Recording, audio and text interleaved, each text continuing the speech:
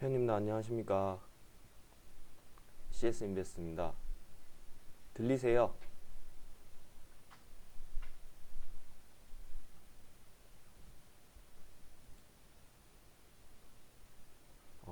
대답하시는 거 보니까 들리시는 거 본데. 자, 8월 3일 아침 시황 방송 시작하겠습니다. 금일 시황 방송을 하게 된 호이보스입니다.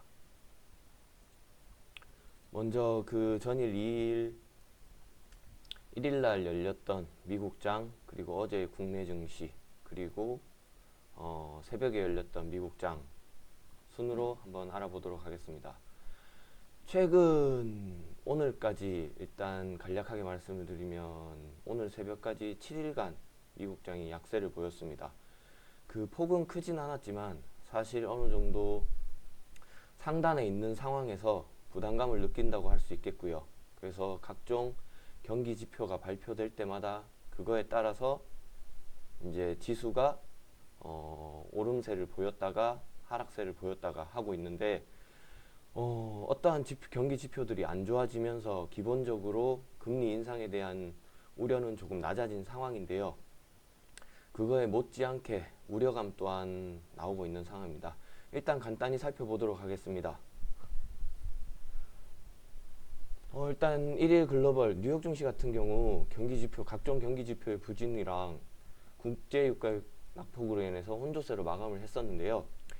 7월 제조업 구매자 관리 지수 같은 경우 기업들의 비용 절감 노력이나 고용 축소에 나서면서 예상치를 하회하긴 했습니다만, 국제유가 같은 경우 석유 수출 기구의 7월 산유량이 역대 최고 수준을 기록하면서 공급 과잉에 대한 우려로 인해 3.7% 정도를 하락했습니다. 어쨌든 40달러 선은 지켜줬었는데요. 오늘 새벽 열린 미국장에서는 그 40달러를 무너뜨리면서 끝이 났습니다. 그러면서 지수 낙폭이 조금 과해진 상황도 있었습니다. 일단 어제 국내 증시를 살펴보자면 시작부터 좀 하락을 해서 시작했고요. 그 하락세에서 크게 더 빠지지는 않고 혼재세를 기록한 모습을 보였습니다. 코스피를 살펴보자면 외국인에선 약 500억 정도의 매수는 들어왔고, 개인들이 매수를 했지만 기관들은 정말 지속적으로 매도를 하고 있는 포지션을 취하고 있고요. 코스닥 시장 외국인의 매도 금액이나 이런 부분은 세진 않았지만 그래도 지속적으로 어떻게 매도를 하고 있다는 점은 그렇게 긍정적으로만 볼 수 없을 것 같습니다. 선물에서 약 7,500억 정도의 매도를 기록했고, 중요한 건 외국인이 이제 선물에서 매도를 하면서 이제 콜에 대한 콜 포지션에 대해서 매도를 했다는 점 한번 지켜보셔야 될 것 같고요. 그리고 국내 증시 또한 전일 이제 미국 증시가 하락을 하면서 약한 모습으로 보였고, 그리고 지금 같은 경우 2000선을 넘었고 약 2030선 근처에서부터 시작을 한 부분이었는데, 이 시점 되면 약해질 수밖에 없는 지수라는 건 다들 알고 계시고요. 그리고 더군다나 지금 실적 발표 시즌이지 않습니까? 그래서 각 기업들이 실적 발표를 하면서 그거에 따라서 울고 웃고가 결정이 되고 있는 시장인 것 같습니다. 코스피 지수 한번 살펴보겠습니다. 6월 9일 2030선이었 35선이었나요? 그 선을 기록한 이후 지금 거의 비슷하게 올려놨습니다. 근데 더 올라갈 모멘텀이 부족하고요. 그렇다고 실적 발표들이 나오고 있는 상황에서 떨어질 이유조차 찾지는 못하고 있는 상황입니다. 그리고 외국인들은 지속적으로 매수세는 들어오고 있는 시점이고, 그렇다 보니 더더욱 하락할 이유는 없고요. 장 초반 어제 삼성전자 같은 경우 1% 넘는 하락으로 시작해서요, 장중 1.4% 정도까지 하락을 했다가 크게 더 이상 하락폭을 키우지는 않은 시점이었습니다. 시가총액 상위 종목을 살펴보자면 전체적인 약세를 보였고요. 한국전력 같은 경우 전기차 충전소 설치 소식이나 이런 것들이 있었고, 네이버 그리고 LG생활건강 그 화장품들이 하락주가 되게 컸었는데요. 그럼 어제 같은 경우 살짝 소폭 반등을 보여주면서 그쪽 섹터 같은 경우에 지켜주는 부분이었고, 다른 업종 같은 경우 전체적인 약세를 보이는 시장이었습니다. 장 초반 외국인의 순매수 전환에 불구하고 그리고 지속적으로 오후까지도 외국인들은 매수 포지션을 지켜줬음에도 전체적으로 약세를 보였고, 후반에 기관 차익 물량이 점점 늘어났고요. 하지만 외국인이 지켜주다 보니까 크게 더 이상 빠지지는 않은 모습으로 행보를 하면서 마감을 했습니다. 특징주를 살펴보자면 STX중공업 같은 경우 회생 절차를 착수했다는 소식에 상한가까지 기록했던 걸로 알고 있고요.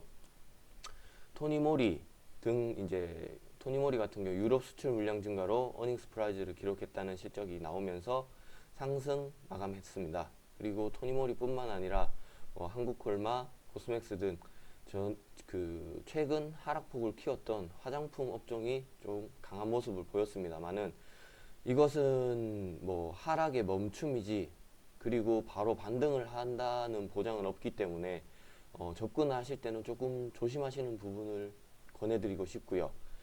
어제 지카 바이러스 같은 경우 미국에서 10명 이상의 플로리다 쪽이었나요?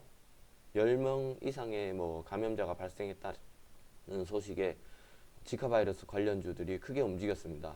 명문제약이 어제 선두로 유니더스, 진원상면과 오리엔트 바이오 등 크게 등락폭을 기록하는 모습이었는데요. 장중 20%까지 올라갔던 20% 이상 올라갔던 지수가 마감 시에 한 10%, 11% 정도 선에서 마감을 했던 모습을 보여줬고요. 제주행건 같은 경우 저비용 항공사 여름 휴가철, 지금 지난주 같은 경우 주말에 휴가자들이 사상 최대를 기록했다는 소식들이 나오고 있는 만큼 그러한 성수기를 기대하는 것에 대한 기대감이지 않았나 살펴볼 수 있을 것 같습니다. 코스닥 지수 또한 크게 다를 바가 없었는데요. 최근 7월 초 이때부터 해서 시가부터 약한 모습을 기록하면서 계속 시가부터 떨어지는 모습을 보이고 있습니다. 점점 약세를 보이고 있는 장인데요. 정말 개인들로서는 재미없는 장이라고 할 수 있을 것 같습니다. 속된 말로. 다행히 700선은 지켜줬는데요.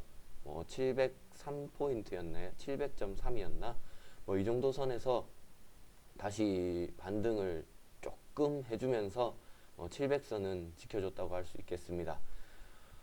시총 상위주들을 살펴보자면 우선 셀트리온 같은 경우 노르웨이에 어떤 이슈가 하나 나왔었죠, 어제. 그러면서 강한 모습을 보여줬었고, 계속 약세를 보여줬던 게임빌, 컴투스 관련해서 어제 잠시 이제 반등을 보여줬던 모습이었고, CJ ENM이나 그리고 또 그 영화 관련주들이 최근에 힘을 못 쓰고 있습니다. 사실 지난주에 저도 영화를 보려고 그랬는데요. 아직 부산행도 보지 못했고 인천 상륙작전도 보지 못했습니다만은 영화관에 예약을 하려고 하는데 자리가 없더라고요. 그러면서 최근에 강한 모습을 보이지 않을까, 그리고 이제 3분기 지나서 어느 정도 강한 모습을 주지 않을까 했는데, 휴가철이 아무래도 겹치다 보니 아직도 그런 모습일지, 보면 기관과 외국인의 양매도세가 좀 큰 모습이었어요. 그러면서 하락폭을 좀 키운 걸로 보이고요. 장 초반 일단 외국인 같은 경우 수급에서는 크게 금액적으로 지금 보이시겠지만 76억? 크게 나간 부분은 아니었습니다. 기관도 약 250억 정도. 다만 며칠째 개인들만 매수를 하고 있던 점은 조금 생각을 해봐야 되지 않나 싶고요. 셀트리온이 반등을 했지만 기관의 매도세가 계속 강화가 되면서 크게 변동은 없었고요. 장 막판에 1시 이후 2시 그때쯤에부터 이제 조금 반등세를 기록해주는 모습을 보였습니다. OLED 쪽, 반도체 쪽은 지속적으로 강한 모습을 보이고 있습니다. AP 시스템 같은 경우 어제도 장 후반 갈수록 반등세를 키우면서 25,550원 선에서 마감을 하는 모습이었고요. 일단 특징주를 조금 더 살펴보자면 YG엔터, SM, 엔터주의 몰락이라고 해야 되나요? 보면 특별한 규제는 하고 있지 않습니다만은 중국 쪽에 이제 사드 배치 관련해서 중국 쪽에서 크게 보이지 않는 규제라고 해야 되나요? 그런 걸 하면서 한류스타 활동이 우려된다는 모습에 장중 SM 같은 경우 8% 이상까지 빠졌었습니다. 또한 YG엔터도 8% 가까이 하락을 하면서 마감을 했고요. KLX 같은 경우 항만물류 중개사업 사업자 1호로 지정됐다는 소식이 전일 아침에 그 전일 장 끝나고 나왔었죠. 1일 장 끝나고 나오면서 시간에 7% 이상 상승을 하면서 마감을 했었고요. 그리고 이제 어제 같은 경우 VI가 걸리면서 출발을 했지만 3,700원대 물량들이 많이 있는 관계로 매도 물량이 나오면서 소폭 하락하면서 마감했습니다. 연우 화장품주의 어제 반등 같은 모습을 보였다고 생각하고요. IM텍 미래컴퍼니, 알파벳 영국 제약사와 생체공학 사업 추진한다는 소식, 그리고 그라인딩 검사장비 3D 카메라 모듈 매출이 확대된다는 소식에 강세를 보이는 모습을 보여줬습니다. 어제 국내 시장이 끝난 후 열린 미국 시장입니다. 다우 지수는 약 0.5% 하락한 18,313선에 마감이 되었고요. 나스닥 또한 0.9% 정도 하락한 5,137포인트 선에서 마감을 했습니다. 경기 지표의 부진 또한 그 계속되는 국제 유가 하락. 한동안 국제 유가에 대한 말들이 없었죠. 왜냐하면 시장이 계속 상승을 하고 있었고요. 강한 모습을 보여줬기 때문에 그때는 단서가 붙었었습니다. 국제 유가 하락에도 불구하고 라는 모습을 보였었는데요. 근데 지금은 이제 각 지표들이 하락하는 지표들이 이제 부진한 모습을 보이니까 거기에다가 핑계거리를 찾습니다. 이제 국제유가 하락에 따른 불구하고가 따른으로 바뀌었습니다. 그러면서 투심위축에 일제히 하락하는 모습을 보였고요. 다우 같은 경우 말씀드렸다시피 7거래일 연속 약세를 보입니다. 0.1% 큰 하락세는 아니었습니다만은 어느 정도 그래도 반등을 위한 모멘텀이 부족하다고 할까요? 미국 시장 또한 실적이 발표되고 있고 항상 각종 지표들이 나오는 시장에서 그러한 시장에 따라서 지표의 뭐 호조냐 아니면 부진이냐 이런 부분에 따라서 시장이 약간 엇갈린다고 볼 수 있겠습니다. 6월 소비지출 같은 경우 예상치를 소폭 웃돌긴 했지만 물가 상승률은 기대에 못 미치면서 기준금리 인상 가능성이 낮아진 상황입니다. 호재라고 해야 하나요? 불확실성의 증대라고 해야 하나요? 시장의 상황에 따라 말하기 나름이라고 볼 수 있을 것 같습니다.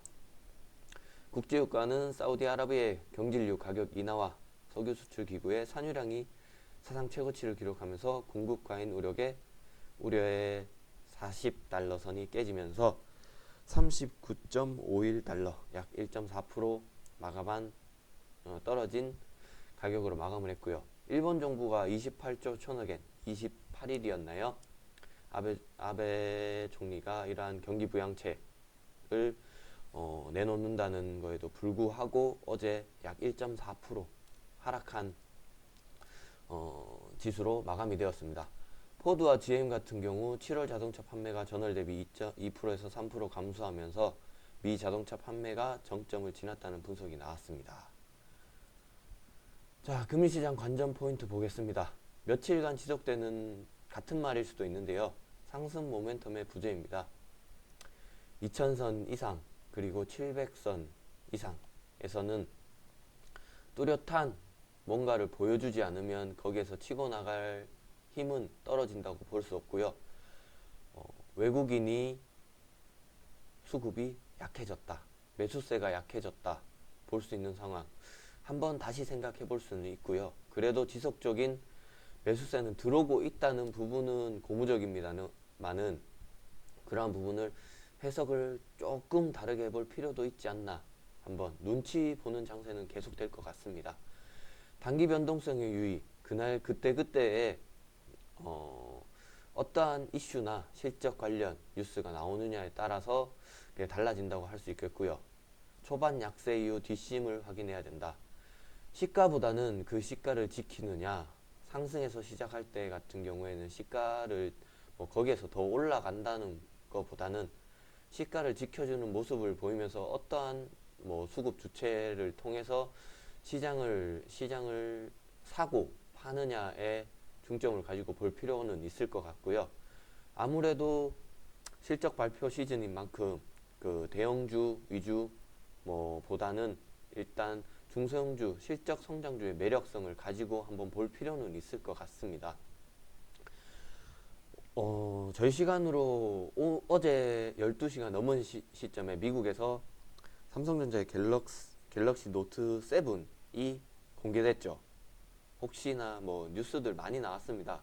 보셨을지는 모르겠지만 홍채 인식을 통한 보안 서비스를 한다라는 게 최대한 이때까지와는 다른 점이 되겠고요. 그리고 차이점이 되겠고 시장의 이슈를 충분히 받을 만한 부분일 수 있겠습니다.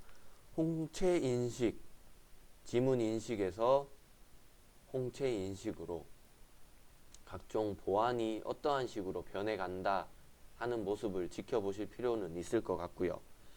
관련해서 홍채 인식 관련해서 뭐 파워로직스, DMS, QSI, 삼본정밀전자 이러한 종목들 같은 경우 삼성전자에 납품을 하는 업체들도 있고요.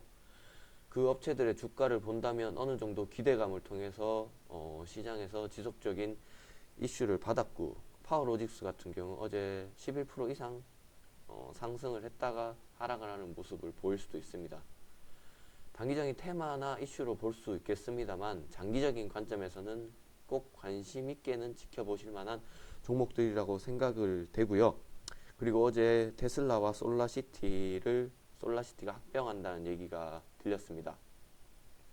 전기차 관련주들 해서, 그리고 우버가 자체 맵을 자율주행을 하기 위해서 구글 맵이 아닌 자기네들이 자율적으로 맵을 알아보겠다라는 이슈가 나왔었는데요. 이제는, 그리고 오늘 어떠한 기사였는지는 모르겠습니다만은 아침에 기사를 보다가 새로운 패러다임이 열릴 것이다 라는 그걸 봤습니다. 예전에 뭐 유선 인터넷에서 뭐 무선 인터넷 등 이런 식으로 인터넷의 발전에 따른 제3 세계다라고 하면서 사물 인터넷은 이제 사물 인터넷과 연관된 인공지능, 기존에는 어느 정도 분명히 테마성 이슈였습니다. 저희가 몇 번 말씀드렸던 뭐 드론, 그리고 뭐 UL스케어 관련 주들도 그렇지만 처음에는 단기적인 테마나 이슈였습니다만은 앞으로는 그러한 단기적인 테마가 아닌 실생활에 분명히 지금 갤럭시 노트 7을 보면 알 수 있습니다만은 이게 실제 생활에 분명히 사용이 되고 있고 앞으로 그 사용은 더 커질 거란 전망입니다. 어떠한 종목을 가지고 내가 어떠한 믿음을 가지고 갈 수 있느냐, 그런 믿음을 가지고 갈 수 있는 종목들을 선택을 하시길 바라면서요.